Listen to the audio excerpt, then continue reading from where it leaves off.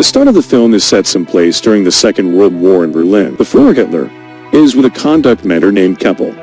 Hitler communicates his conflict with the token of individuals hello to Keppel. He grabs that however the Nazi salute is outdesigned, individuals need to basically lift their hands up to the wrist and show regard.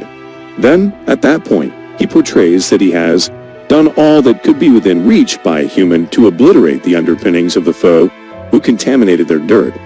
He finds German's presence endless and finds it disturbing that he is here as well. In the accompanying scene, he awakens on the ground someplace in the woods. While admiring the sky, he sees that the hostile airplanes are missing in surmises, that they could have taken some rest. Out of nowhere, a ball comes skipping towards him and stops right next to him. He raises himself and heads towards a structure past the shrub.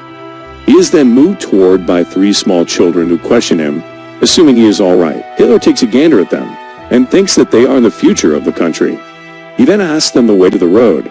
Right then and there, a journalist, Fabian Sawatzki, is recording the children on his camera. Hitler is seen on the furthest side of the screen. He picks up his military cap and shares with himself that he ought to go to the Führer dugout. Hitler gets to the road and gets astounded at individuals riding monowheel bicycles.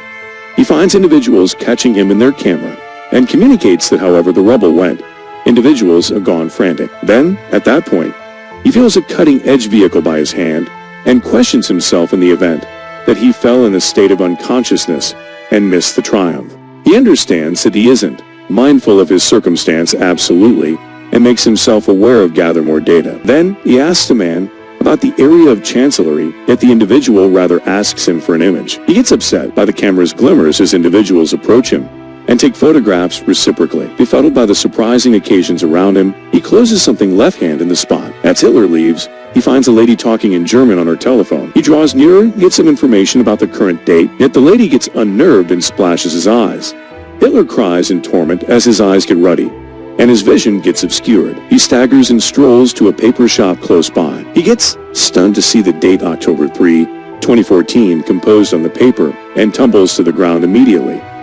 Elsewhere, the manager of a channel, Kerner, acclaims Mr. Christoph Sensenbrink for his magnificent occupation as the representative's head. He proposes a higher arrangement, however, rather reports another laborer named Miss Cacciabellini as the overseeing chief. Because of this, Christoph gets stunned and disappointed. He comes to his office and vents his displeasure out at a striving movie producer named Fabian. Notwithstanding Fabian's best endeavors to persuade his chief, he gets terminated and tossed out by the watchman. Sometime later, Hitler awakens at the news shop and gets some information about the date. He affirms that it is, truth be told, 2014.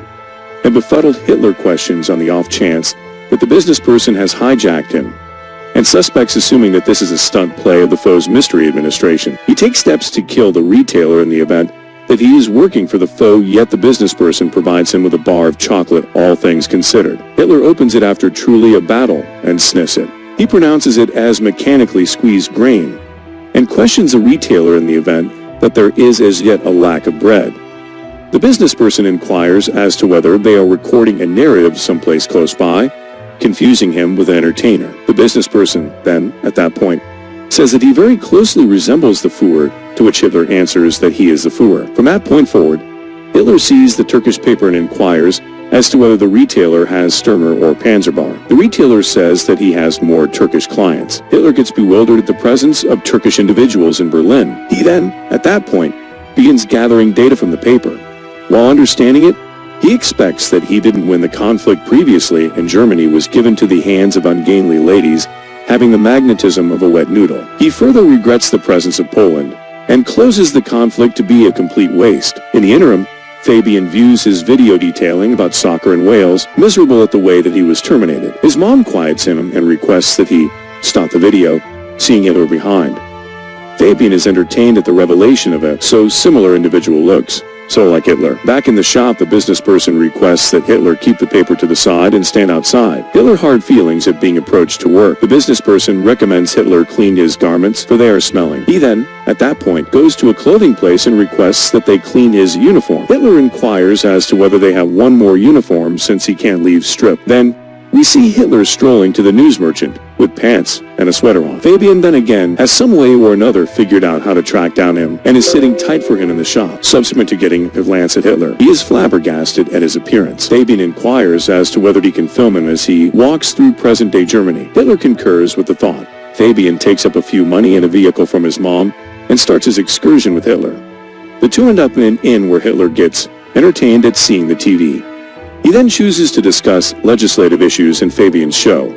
He goes to puts asking individuals in regards to their perspectives on governmental issues. After the meetings, he finds that there was negligible effect of a majority rules government upon individuals during his non-appearance.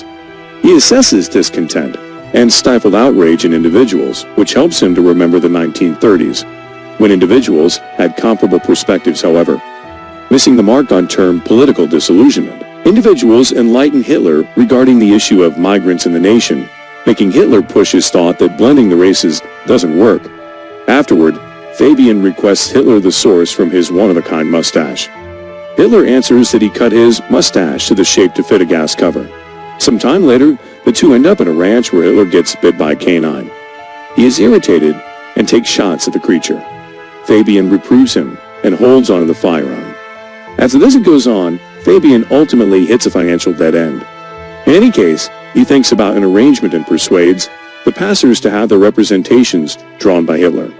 Hitler draws repictures, which individuals track down amusing and pay for it. They proceed with their outings subsequent to gathering sufficient cash. Back in the neighborhood, Fabian shows a clasp of Hitler to Christoph. The video has a ton of considers to be Fabian had transferred it on the web. Christoph is dazzled by the huge number of perspectives in the video. He asks Fabian for Hitler's name and contact number. In the wake of meeting him, Christoph suspects Hitler to be a crazy person and requests that Fabian remove him from the workplace. Prior to leaving, Hitler enters the chief's office and requests that she save Germany together with him. Intrigued at the thought, Bellini gets some information about the arrangement. She rapidly requests that her partner set up a legitimate television design for broadcasting the Führer on tuning in to Hitler's thought. Fabian then undermines Christoph to give him his work back, or in all likelihood he will take Hitler away. On hearing this, Christoph makes him a kitchen kid promising to advance him when a new publication post opens up. Sometime later, Hitler is given a table in the television studio. Christoph calls for Kromayer to assist Hitler with PC use. Hitler reviews the PCs of his days and names the development to be quite possibly of the best. Kromayer attempts to join Hitler to mail, however, illuminates him that his name is now taken. Hitler snorts for others taking his name and tells her to involve New Reich's chancellery as he loved it. Christoph plans to put Hitler on a live satire show called Hold Up Man. He is as yet pungent on the grounds that Bellini got an advancement rather than him and plans to make inconvenience for her. He plans to carry bigotry to the discussion through mocking jokes on Jews and toss out Hitler. The show begins and Witzigmann, the host, calls for Hitler on the stage. The crowd tattles about Hitler's appearance, yet when Hitler looks at the crowd, the corridor gets totally quiet. Hitler before long ends the quietness, yet doesn't peruse out the lines as prearranged. He makes sense of that. He is to make a wisecrack about workers, yet he won't do as such. He says that a television is an incredible innovation of the human. However, the shows communicated are rubbish. He reveals insight into issues like destitution and joblessness and figures that individuals of the nation are going towards the chasm without seeing it. Hitler promises to battle against the television, not just up to the transmission of the chasm, yet in addition, until he prevails with regards to defeating them. Everybody loves the thought and applauds him. Seeing Hitler's notoriety, the host Witzigmann gets desirous. Bellini requests that Christoph broadcast Hitler in each show. Christoph is upset as a result of the disappointment of his arrangement. In the accompanying scene, we see Hitler give interviews on various television programs and offer that his rationale is to make Germany extraordinary once more. His prominence develops hugely, and he meets a few group and party pioneers. He begins beguiling them generally by sharing his thoughts. At some point, Hitler and Fabian visit NPD Central Command in Berlin. He calls for Ulf Bern, the government administrator of NPD, and asks him what his objective has accomplished up to this point. Hitler deprecates him and says that they have burned through sufficient opportunity, and the development is shocked by a very long time because of their words. Christoph gets energized and blissful when the police and head prosecutor, DA, show up at the television studio. They make sense of that they are hanging around for a protest of charging infringement of can't stand regulations. Bellini asks what they are to do then, at that point. Rapidly, Christoph pops that they could have to drop the Führer show. The DA says that they can keep the telecom on. Bellini takes a moan of help, while Christoph fakes his grin. After the DA leaves, Kromayer hands over a letter to Christoph, expressing the installment of the canine which Hitler had shot before in his outing.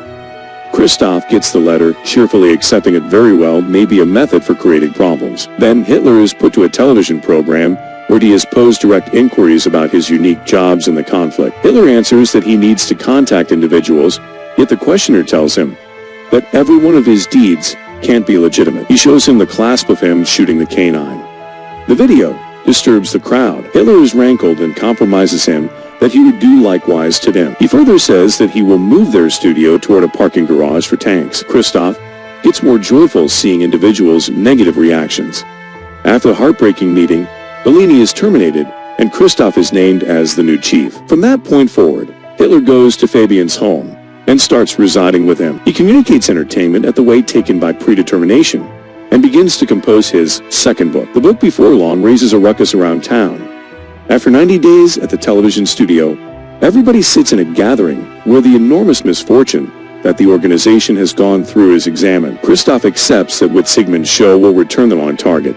Yet one worker illuminates him that he has left his place of employment. Christoph gets strained and blows up at the show's workers for losing the show. One of the staff recommends getting Hitler back, which intrigues Christoph. He searches for Hitler once more and offers Fabian that he will put $1 million in the film that Fabian and Hitler are shooting, assuming they consequently let them broadcast the film on their television. Hitler and Fabian come to Kromeyer's home, where Kromeyer's grandma recognizes Hitler. She guarantees that Hitler gassed every one individuals up and killed them.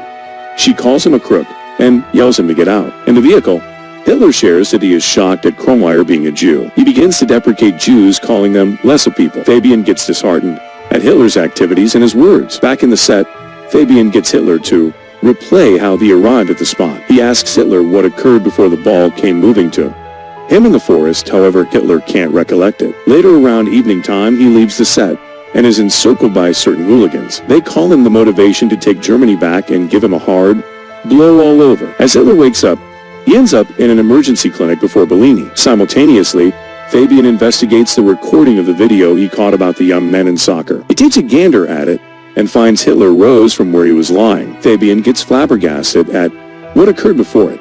He rapidly goes to the spot and tracks down a board at the area, expressing the verifiable area of Führergaut. Fabian hurries to the emergency clinic, yet doesn't track down Hitler. Bellini says that he has made a beeline for the shooting set. Fabian uncovers that he is the genuine Adolf Hitler. However, Bellini doesn't trust him. Fabian demonstrations distraught and attempts to madly make sense of his hypothesis. The watchmen attempt to get him. However, he escapes. Fabian then, at that point, arrives at the set and points a firearm at Hitler. At the point when gotten some information about his personality, Hitler makes sense of that he never professed to be any other individual. Fabian says that Hitler is tricking individuals with his publicity, to which Hitler answers that individuals chose a pioneer who shared his entire thought. Transparently, in 1933, Fabian takes Hitler to the highest point of a structure with his firearm. He corners Hitler and proclaims him to be a beast. Hitler in turn applauds back, saying that conventional individuals chose an exceptional man and shared the destiny of the country with him. He makes sense of that individuals picked him, since they bear similar qualities in their inward hearts. A maddened Fabian shoots Hitler, making him tumble down the structure onto the road. Before long, Fabian hears Hitler's voice, who says that no German can dispose of him. What's more, Hitler, who is simply tossed down, shows up right behind it once more. All at once, Bellini requires a cut in the studio, and everybody supports the shoot. Turns out that it was only a film shoot, and a regular entertainer was assuming the part of Fabian. Hitler then requests that everybody recollect the friends who couldn't accompany him. Elsewhere, Kromayer is wailing, seeing Fabian through an opening in the psychological ward. Hitler and Bellini are in the middle of giving signatures and meetings to individuals after the film blasts. As they pass by a vehicle, individuals on the road appear to be partial to Hitler and welcome him with deference.